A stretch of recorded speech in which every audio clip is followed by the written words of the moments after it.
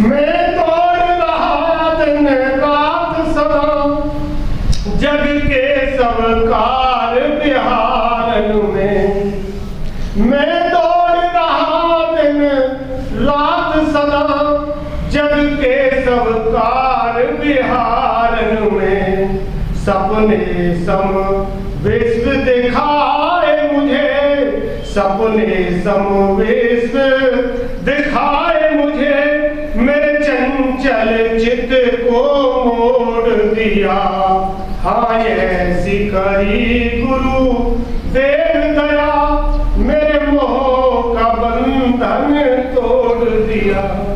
मैं दौड़ रहा दिन रात सदा, मैं दौड़ रहा दिन रात सदा, जग के सब काज विहारण में।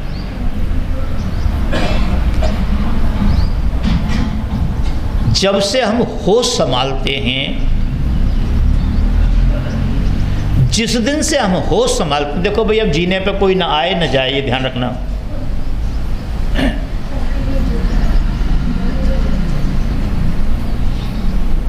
जिस दिन से हमने होश संभाला है और आज तक, जिस दिन हम जब भी हम सुबह उठते हैं तो हमारे दिमाग के हाथ में, हमारे दिमाग के हाथ में, हमारे मन के हाथ में एक कागज और पेंसिल होती है कि ये करना है, वहां जाना, ये करना, वहां से ब्याज लानी, वहां ब्याज देना, वहां उसकी चोरी करनी, वहां उसकी ठगी करनी, वहां ये करना, वहां ये करना, ये करना है, और शाम तक की टोटल प्लानिंग कर लेते हैं। क्या करते हैं? शाम तक की टोटल प्लानिंग कर लेते हैं। और जिस दिन से आपने होश संभाला है आज तक,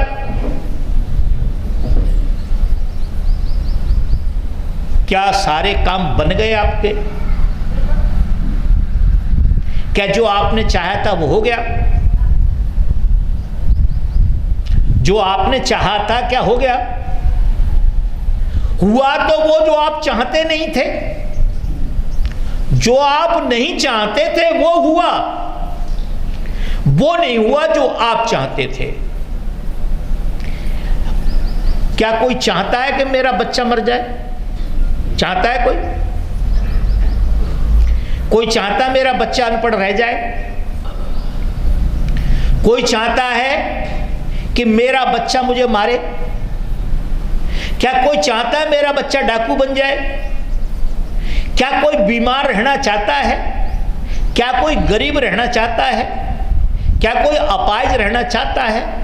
क्या कोई किसी की अधीनता को स्वीकार करना चाहता है? नहीं ना। मगर ये चीजें सब खत्म हो गई क्या? नहीं ना। हमारे बच्चे भी मर रहे हैं, बड़े भी मर रहे हैं।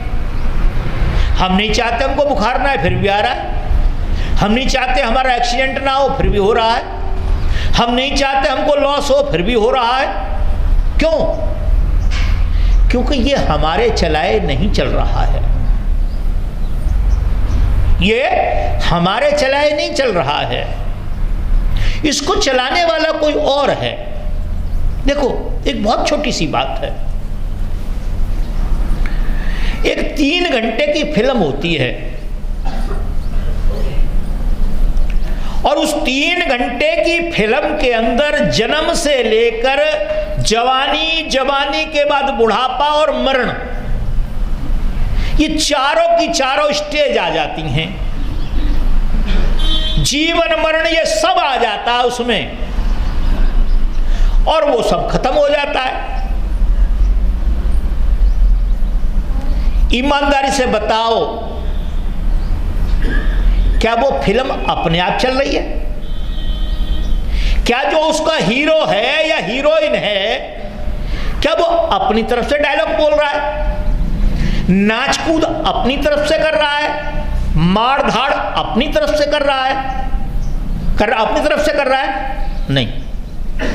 उस फिल्म बनाने वाला एक डायरेक्टर है, वो डायरेक्शन कर रहा है कि तुम्हें ये डायलॉग बोलना है, ये श्लोक बोलना है, ये तुम्हें साधु का रोल करना है, तुम्हें डाकू का रोल करना है, तुम्हें सेठ का रोल करना है, तुम्हें भिखारी का रोल करना है। जिसका भी रोल करना है वो डायरेक्टर बताता है, वही उसकी वेशभूषा बनाता है कि तुझे ऐसे आभूषण अच्छे लगेंगे, ऐसे वस्त्र अच्छे लगेंगे, ये तलवार अच्छी लगेगी या भाला अच्छा लगेगा या बंदूक अच्छी लगेगी या गाड़ी अच्छी लगेगी या घोड़ा अच्छा लगेगा। नहीं है बात, यही है ना। जब 3 घंटे की फिल्म के अंदर जन्म मरण सब कुछ हो रहा है, वो बिना डायरेक्टर के नहीं चल रही, तो ये इतनी बड़ी कायनात, इतनी बड़ी दुनिया, जो चींटी को कन और हाथी को मन दे दिया जा रहा है, ये बिना डायरेक्टर की चल रही होगी? नहीं चल रही होगी ना। हाँ, यही बात है। हम क्या करते हैं, हम इतनी बड़ी प्लानिंग कर लेते हैं और प्लानिंग करने के बाद जब वो पूर्ति नहीं होती तो फिर हमें दुख होता है।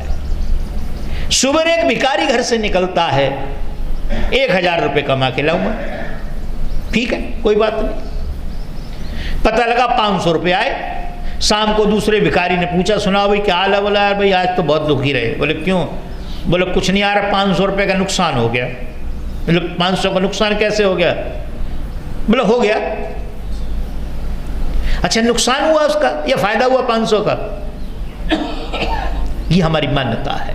तो कहने का जो मतलब है कि हम 24 घंटे भागम भाग भागम भाग, और चमत्कारों की बातें और तुम्हारे करने की बात, मेरे करने की बात। एक बढ़िया सा एग्जाम्पल अभी हुआ है, टर्की में भूकंप आया है, लाखों आदमी अभी भी नीचे दबे हुए हैं। कुत्ते बता रहे हैं कि यहां बॉडी फंसी हुई है। इंस्ट्रूमेंट बता रहे हैं, इंस्ट्रूमेंट माने मशीन बता रही है कि यहां कोई आदमी हो सकता है, जिंदा है, जैसा भी है। भाई ये चमत्कारी बाबा कहां गए? चमत्कारी साधु कहां गए? ये मुल्ला पंडित कहां गए? इन्हीं को ले जाकर वो बिठा देना चाहिए। ये बता देंगे अपना दिमाग कर करके कि यहाँ आदमी जिंदा है, यहाँ मर गया, या बीवी है, या बच्चा है, या कुत्ता है, या गाय है, भैंस है, जो भी है। नहीं ना, वो वहां दुनिया रह रही है ना, तो उनकी भाषा में भी ऐसे लोग होंगे? कुछ नहीं। ये सबसे बड़ा धोखा है, ये सबसे बड़ा धोखा है। एक सज्जन मेरे पास आए और कहने लगे गुरुजी मुझे नाम दे दो। दे देंगे भैया, पर हमारे गुरुओं ने ये कहा है कि हाट का गुरु बाट का चेला, होय नरक में ठेलम ठेला। हाट का गुरु, हाट माने दुकान को कहते हैं। जो दुकान के गुरु होते हैं वो क्या देंगे हमें? व्यापार सिखाएंगे वो तो, और व्यापार का मतलब होता झूठ। और बाट का चेला, बाट माने रास्ता। चलते फिरते आदमी को शिष्य बना लो, क्या पता चोर है, जार है, कौन है ये, और ना कामयाब होगा वो।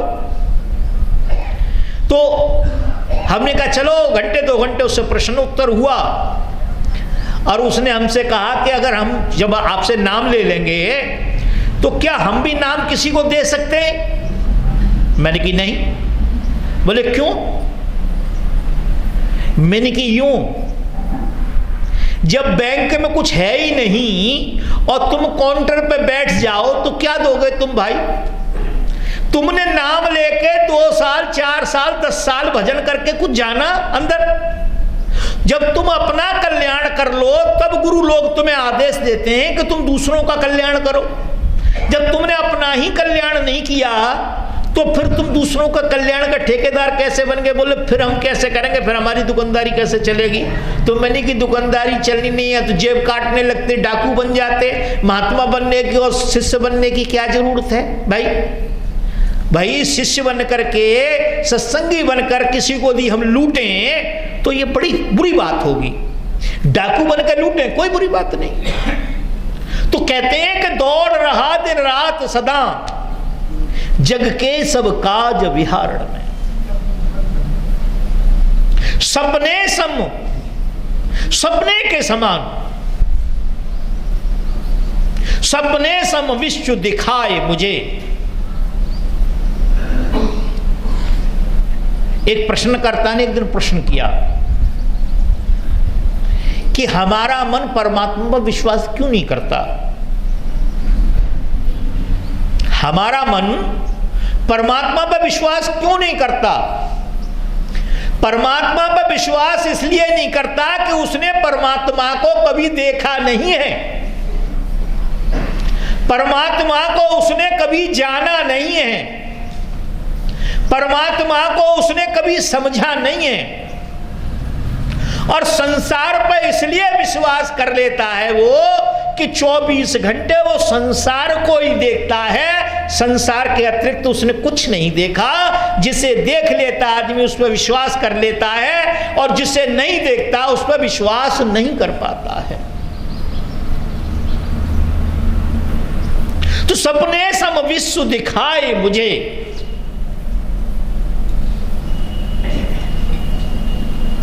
सपने सम विश्व दिखाए मुझे, सपने के समान ये विश्व है। आप देखना,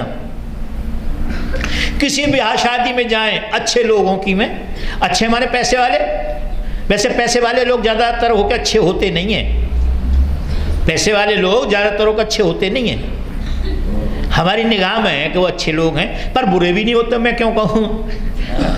खैर, और ये कोई जरूरी नहीं है कि जो खराब आदमी होते हैं खराब ही होते हैं। तो उनकी ब्याह शादी में आप जाएंगे तो बहुत पैसे लगते हैं उनकी ब्याह शादी में, क्यों? दिखाना है ना, हम दुनिया से अलग हैं, हम दुनिया में श्रेष्ठ हैं। तो आपको दिखाई देगा किले टाइप का बना हुआ है। क्या बना है? किले टाइप का सिस्टम बना हुआ है। आप देखेंगे हम तो भाई किले में आ गए कहीं, और भोजन करके घंटे 2 घंटे वहीं कहीं लेट लो, आराम कर लो, और फेरे तो पड़ेंगे बाद में। और जब आपकी आंख खुलेगी 3-4 बजे तो वहां कुछ नहीं होगा। वो जो किला फिला था सब खत्म, टेबल सेबल सब खत्म। वो दोने पत्तल गंदगी वो आपके ऊपर भी डाल सकते हैं, कोई ये भी गंदा होगा उसी के ऊपर भी डाल, आपके ऊपर भी डाल देंगे। यही संसार है। हम बनाते हैं, बसाते हैं, और पछताते पछताते संसार को छोड़ देते हैं। हमने बहुत कुछ इकट्ठा किया मगर हमारे काम कुछ नहीं आया। वो तुलसीदास जी कहते हैं, मन पछतैया अवसर बीते। शरीर में जान नहीं रहती है, बैठते तो खड़ा नहीं हो पाते, खड़े हो नहीं हो पाते, और खड़े हो जाते तो बैठ नहीं पाते, भोजन कर लेते तो पच नहीं पाता है, और जिसे पच जाता है उसके लिए भोजन नहीं होता है, और जिसके लिए भोजन भी होता है और पच भी जाता है वो फ्रेश नहीं हो पाता है। इसी प्रकार से संसार के सब कामों को करते हुए लास्ट में आके बच्चे हमें गैरेज में डाल देते हैं, एक नौकर लगा देते हैं। तब आदमी सोचता है इन बच्चों के लिए तो मैंने सब कुछ किया था, आज इन बच्चों ने मुझे कहां छोड़ दिया है। क्या हुआ?